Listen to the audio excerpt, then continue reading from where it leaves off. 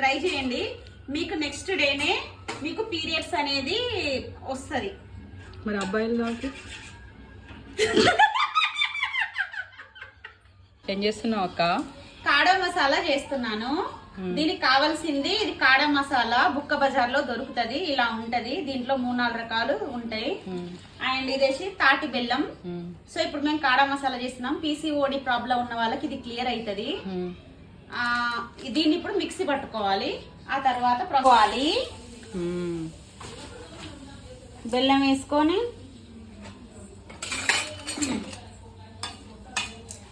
Oil,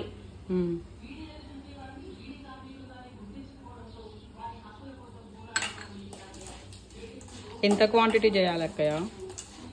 ఇక మనకు సరిపడనంత. ఇప్పుడు మనం 3 నరుగులు ఉన్నాం కాబట్టి ఇది ఎంత, అరకిలో బెల్లం వరకు చేస్తాను. అరకిలో ఉంటుంది, అది పావు కిలోనా?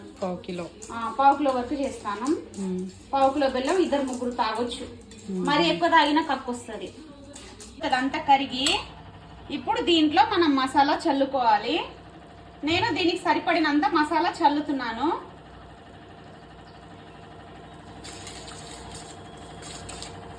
ఓకేనా?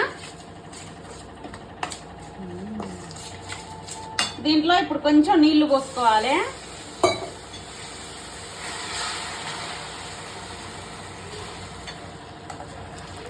అంటే ఇక ఒక్క ఉడికినాక బంద్ చేయడమే.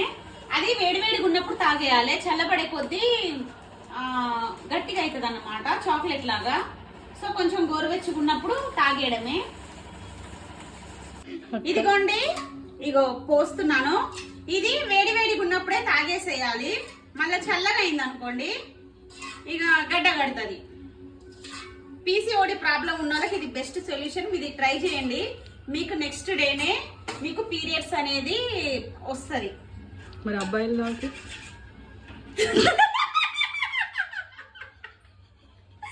అంటే నడుము గట్టిగా ఉంటది సరిత. ఇప్పుడు నడుము నొప్పి ఉన్నోళ్ళు కూడా తాగొచ్చు, నడుము గట్టిగా ఉంటది. ఇగో తాగు. పనస పండు తినాలి. పనస ఉకాయి. అబ్బో వేడిగా ఉంది. పప్పాయ పప్పాయ తినాలి.